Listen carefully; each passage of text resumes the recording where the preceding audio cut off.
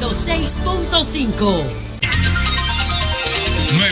9:12 minutos. José La Luz. Bueno, gracias Julio y un feliz inicio del fin de semana largo para toda nuestra maravillosa audiencia. Recordarles que nuestros comentarios también lo estamos transmitiendo a través de la aplicación de Facebook Live. Miren, yo quiero abordar algunos temas hoy que quizás son un poco fuertes para un viernes, pero vamos a ver cómo lo arreglamos. Empezando con nuestra propuesta del producto de liderazgo responsable que se llama alimentación inteligente. Decía Moisés Naim, el intelectual venezolano, ayer en un post que la obesidad duplica los niveles de malnutrición o de desnutrición en el mundo. O sea, en el mundo, por cada desnutrido hay 2 personas con problemas de obesidad. ¿Qué significa?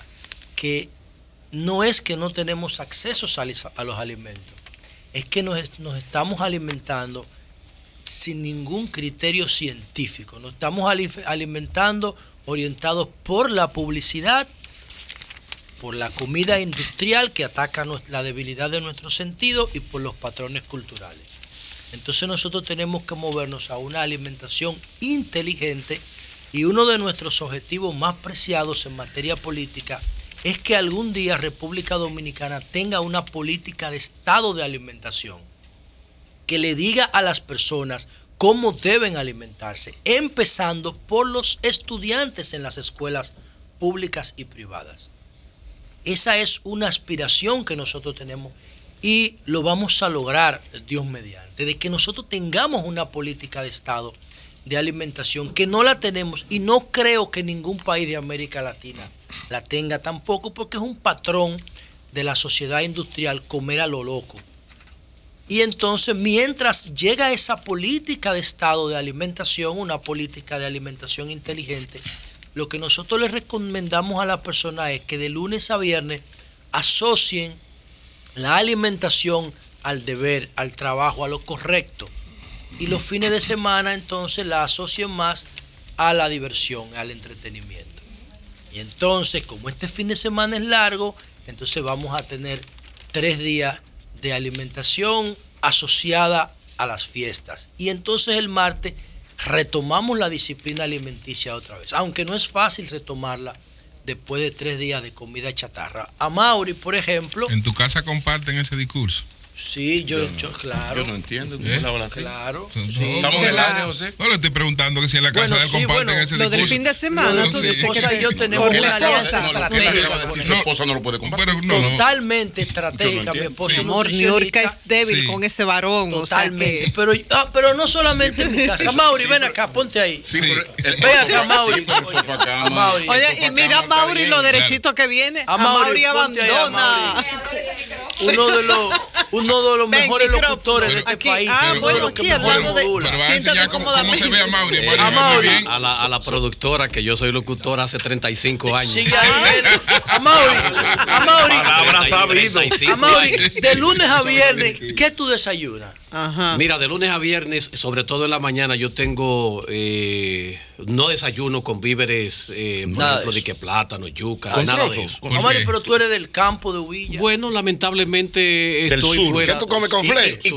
¿Y cómo se desayuna? ¿Tú has viajado? Un sureño que no sea con víveres. ¿Tú no te desayunas? Mira, después que yo llegué acá a la capital, en el año 1990, yo quité todo. Mauri, con fle. ¿Qué desayuno? Tu desayuno de hoy, porque no era el de hoy, el de hoy. Lo que yo desayuné fue una batida de avena con guineo, ¿verdad? Y una galletita de soja. Mauri, ¿y mañana qué fin de semana? ¿Qué tú vas a desayunar? Pero eso yo lo hago todos los días en la mañana. O sea, yo no, lo de fin de semana, ahora, mañana a mí me corresponde. Y de hecho te lo comuniqué. Mañana a mí me toca un mangucito con una costillita o una chuleta frita. Pero ese desayuno daba ido. ¿Viste? Ese desayuno light, el desayuno tiene que ser de obrero. fuerte, lo que es la comida y sobre todo cenar o no cenar. Eso depende. Usted tiene que desayunarse bien. Mire, don Pablo, en mis exámenes que me hago todos los años, nunca me ha salido. Porque el alcohol mata a los gusanos, entonces tú eres sano. Vamos arriba. Entonces, gracias a Mauri, porque a Mauri está haciendo lo correcto. De lunes a viernes, y yo de manera inteligente. No. Tú sabes que yo veo un debe desayunar con mondongo. Yo veo un liquidador de fritura. Y cenar con chivo. Y yo va a comprar chofán y le dice a la señora de los chinos, échamele una borona de picapollo arriba. Arriba al chofán. La sosa. Entonces, con mucha grasa. Pero a Mauri lo está haciendo correctamente. Entonces, señores, miren. Por eso, mira, a pesar de la edad, mira qué jovencito y qué flaco se ve. Bueno, entonces, miren, señores. 60 años disimulado muy bien. Entonces, tres cosas brevísimas. La primera, la oposición dominicana no aprende. Realmente se enfoca en disparate. Amarante Baret le da unas declaraciones a Uchi Lora. De alguna manera esas declaraciones son sacadas de contexto, confusas. Amarante se refería a una cosa, él a otra. Y ya por eso la oposición está pidiendo la renuncia del ministro. Ridículo. Entonces, yo que vivo enfocado en mi tema de la seguridad, inmediatamente recuerdo que el jefe de la policía, porque hasta que no se institucionalice la policía, yo le voy a seguir diciendo el jefe de la policía. Dice la ley el director de la policía. Sí, pero no es una cuestión de forma, es de fondo. Pero la ley dice que se le debe decir director. Pero es una cuestión de fondo. Hasta que no tenga un comportamiento de director, yo le voy a seguir llamando tiene jefe. Un valor, y la palabra hace cosas. Entonces, esa misma oposición no levantó su voz cuando se dio a conocer la información de que el jefe de la policía tenía 132 personas encargadas de su seguridad. Claro que 132, no dijo nada. Claro, ¿dónde está lo que dijo? La levantó. ¿Dónde está lo que dijo? Bueno, ¿Pidió su renuncia? Ahí están. Bueno, no. es que yo no pediría la renuncia de nadie porque un jefe de la policía va a sustituir a otro con el mismo comportamiento. Eso no es mi problema. Mi problema es que diseñemos una política de seguridad verdadera, sostenible en el tiempo, inteligente. Pero eso mi gobierno no lo entiende o no lo quiere entender. Pero lo que a mí me preocupa del comportamiento de la oposición es que en vez de enfocarse en lo que dicen las encuestas, que el 76% de la población opina que el principal problema de este país es la inseguridad, la oposición se enfoca en tratar de capitalizar una discusión banal sobre los grupos de WhatsApp. Eso no tiene sentido, señores. En el 2012, a quien hackearon aquí fue a Margarita. Yo no he visto un líder de la oposición hackeado por el gobierno. Yo no lo he visto, un líder de la oposición hackeado por los gobiernos del PLD. A quien hackearon fue a Margarita, siendo vicepresidenta de la República. La oposición. Entonces, yo realmente no entiendo ese comportamiento. Pero allá ellos, ¿cómo quieren seguir sumando derrotas? Otro lado, miren. Vi el informe de la Corte Interamericana de Derechos Humanos y de la OEA diciendo que en República Dominicana hay prácticas estructurales de racismo y discriminación. Y eso es lamentable. Eso es lamentable porque eso es mentira. Aquí no hay esas prácticas estructurales. Aquí los haitianos vienen aprovechando un clima de corrupción para que los empresarios bajen sus estructuras de costos en los capítulos de seguridad social. Coño, qué lúcido, José. Bueno, eso es lo que yo veo, ¿no? Y siempre lo he dicho así. Eso tiene pecados originales. Es el tema laboral que empieza a traer los negros a América desde los inicios de nuestra identidad. Los tratados de Basilea, de Rijswijk, de Aranjuez, eran violados por los europeos socios y enemigos de España. Y cuando se le autorizaba un barco, traían 10. Y esos haitianos, esos africanos, se quedaban flotando aquí para sustituir a la mano de obra indígena porque no estaba diseñada por la naturaleza para el trabajo fuerte de las minas y de los campos. Haití es un estado que surge de la piratería europea, de la corrupción europea. Surge de la corrupción europea. Volvemos al tema de la corrupción como cultura. Y esa corrupción europea que generó esa franja de esclavos negros en la parte oeste de la isla española, luego con la dictadura de Trujillo, cogió otro nivel. Y Trujillo los traía aquí para trabajar con una condición de cuasi esclavitud en la caña. Cuando los norteamericanos abandonaron el proyecto cañero del Caribe, de Cuba, Puerto Rico y República Dominicana, Trujillo se quedó con los ingenios y siguió comprando la mano de obra haitiana al margen de la ley, corrupción también. Cuando Trujillo se muere o lo matan, entonces los socios privados de Trujillo, los socios comerciales, económicos e industriales de Trujillo siguen reproduciendo la misma práctica. Y los gobiernos herederos de Bosch, que debieron romper con esa práctica si respetaban el legado de Juan Bosch, la siguieron haciendo, negociando con la familia Duvalier al margen de la ley. Y uno de los capítulos más lamentables que las nuevas generaciones tendrán que conocer es que el mismo presidente del Tribunal Constitucional que firmó la sentencia Mostrenca 168, ese mismo firmaba órdenes para que los braceros haitianos vinieran para acá, con los Duvalier. Eso es una vaina que da pena, por no decir otra palabra. En el libro de Pastor está. ¿Cuándo desapareció? No me importa en qué libro esté. No te importa, ¿verdad? Pero ¿cuándo desapareció la dictadura Duvalier? No. ¿Cuándo desapareció la dictadura Duvalier? El papá. ¿Y el hijo cuándo desapareció? En los 80 y pico. Bueno. Y no hay orden firmada. No hay orden firmada del PRD con los Duvalier. La hay con pago directo a él, no al Estado haitiano. Pero, ojo, porque yo sé lo que estoy hablando. José, con pago directo a él, no al Estado haitiano. José. A él directamente. Ahora, ¿quién establecía las reglas en Haití? Yo no sé. Disculpa. Yo estoy enfocado en esto. Tú estás hablando de ahora, porque tú estás hablando, oye, primero tú estás hablando de cosas que tú haces en una función oficial. Si tú eres el ministro de Trabajo o eres el ministro de lo que fuere, a ti te toca firmar un acuerdo con Haití. Eso no quiere decir que tú en términos personales yo no hablo en términos personales. Bueno, claro. pero si a ti te mandan a tirarte del puente, tú dices, no, yo no me voy a tirar. Pero cuando hace la referencia, cuando hace la referencia, da la idea de que se trataba de una cuestión personal, de que él participaba de ese negocio. No, yo no dije eso. Entonces, a los que yo acuso a él yo no lo acuso de corrupción. A los empresarios sí. A los empresarios sí. A los empresarios que miren, señores, detrás de cada haitiano y de cada chino que ustedes vean en la calle hay un acto de corrupción. Llévense de mí, que yo no le hablo mentira.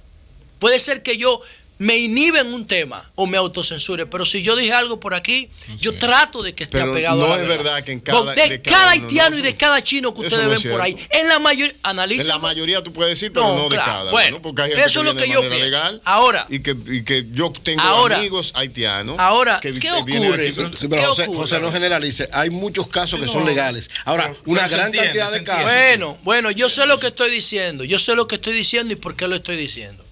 Y los otros días hice una pregunta aquí y dije, ¿por qué el Partido de la Liberación Dominicana en 20 años de experiencia de poder ha tenido 2 cónsules en Puerto Príncipe? Y nadie se atreve a responderme la pregunta. ¿Por qué? Por la corrupción. Entonces, ¿qué es lo que yo estoy hablando? Yo no estoy hablando de una cultura de la corrupción. Ahora, yo quiero sacar algo útil de este comentario. Quiero decir lo siguiente. Esa combinación de ese informe de la OEA, ese informe injusto contra nosotros, después de lo que hicimos con este financiamiento del plan de regularización y todo eso, ¿no? Y de la tolerancia intrínseca, porque hay una tolerancia intrínseca. Claro. Aquí los haitianos aquí nadie los persigue, eso es mentira. A quienes están persiguiendo en Estados Unidos a los latinoamericanos y a los hispanos, por pobres. A eso sí. Nosotros no estamos persiguiendo a nadie, eso es mentira. Ahora, eso coincidiendo con la salida de la MINUSTAH de Haití es peligrosísimo. porque entonces Haití ahora se vuelve un estado sin capacidad de regular ningún tipo de inseguridades. Y eso es peligroso. Y entonces nosotros, ¿qué debemos hacer frente a esa situación? Una comunidad internacional asediándonos y una presión en Haití que lo más probable va a expresarse en una ola migratoria hacia República Dominicana si la inseguridad en Haití pudiera alcanzar niveles de escándalo. Bueno, nosotros tenemos que tener muchísimo cuidado, porque resulta que lamentablemente, y es muy difícil lo que voy a decir, los fundamentalismos encuentran en la pobreza extrema un caldo de cultivo para crecer. Los fundamentalismos, como los que vemos en el Medio Oriente, se alimentan de la pobreza. Por eso es que yo no quiero saber de la pobreza, porque es que la pobreza es capaz de generar ese tipo de estados mentales enfermos. Esos fundamentalismos irracionales. Y yo no quisiera pensar en el momento en que el Estado Islámico mire para Haití. Yo no quisiera pensar en ese momento. Entonces nosotros como país no podemos crear las condiciones para que se generen células de fundamentalismo en Haití. A mayor pobreza, mayor propensión a creer en todas esas cosas que no tienen ninguna base científica y que le hacen tanto daño a las sociedades que viven en paz. Entonces nosotros tenemos que tener hacia Haití una mirada de acompañamiento, una mirada estratégica, no importa lo que digan los informes. Los haitianos tienen que ver a la sociedad dominicana y a sus líderes como acompañadores en este proceso de dificultad histórica que ellos están viviendo. Hay que ver las sociedades en el tiempo. No podemos tener una visión coyunturalista. Es en el tiempo. Y Haití está viviendo una situación de crisis, pero tiene un presidente joven, tiene un presidente nuevo con el cual se puede hablar, con el cual se puede pactar y negociar. Y tenemos que ayudar a Haití. En la medida que nosotros ayudemos a Haití, alivianamos su carga, en esa misma medida nosotros vamos a tener menos efecto en República Dominicana de su situación de crisis. Y ese debe ser el criterio. Nosotros debemos construir en Haití una USAID que se llame RD-AID. Porque Estados Unidos tiene una USAID aquí investigando la sociedad dominicana para que nuestra situación socioeconómica los impacte menos mal en Estados Unidos. Nosotros tenemos que tener una agencia de cooperación tipo USAID en Puerto Príncipe para coordinar institucionalmente las ayudas, las asesorías y el acompañamiento a Haití. Y que los haitianos nos vean como líderes vecinos, sin resentimiento y sin odio, porque el odio y el resentimiento lo que genera es violencia. Y por último, decir lo siguiente, en la reunión del sábado del Comité Central, mi propuesta de hacer una conferencia entre congresos sobre tecnologías electorales y partido electrónico, yo no proponía que se hiciera nada, que se implementara nada, solamente que hiciéramos una conferencia, que trajéramos expertos internacionales y aprovecháramos los locales para ver cuál es la tendencia en materia de gestión de partido en la humanidad, en la sociedad moderna. Y esa propuesta no fue presentada como yo la propuse y no pasó. Pero yo le quiero decir a mis compañeros de partido que están dirigiendo el PLD y a la sociedad, que si nosotros tuviéramos un partido electrónico, hubiésemos ganado las elecciones en la UAS con un clic. Si yo hubiese estado al frente del PLD, con un clic gano las elecciones de la FED, de la Federación de Estudiantes Dominicanos. Con un clic. Porque yo estoy seguro que el PLD tiene más de 10 veces los votos que sacó en la Universidad Autónoma de Santo Domingo. Aunque tengo una visión totalmente distinta a la práctica política de mi partido en la UAS, porque esa práctica política es de la Guerra Fría. Y hace 27 años que salimos de la Guerra Fría. Debemos ver la UAS como un espacio de movilidad social estratégico y debemos cambiar la forma de participar en ella. Pero como se trataba de preservar la UAS para no tener otro punto crítico de oposición, había que preservarla. ¿Por qué nosotros no preservamos la Federación de Estudiantes, o no la ganamos, perdón, porque no la teníamos? ¿Por qué nosotros no tenemos a partir de hoy la Federación de Estudiantes Dominicanos? Porque seguimos comportándonos como un partido análogo. que tiene más de 1,5 millones de gente en sus estructuras, en su base electoral, en su padrón, pero no lo sabe gestionar.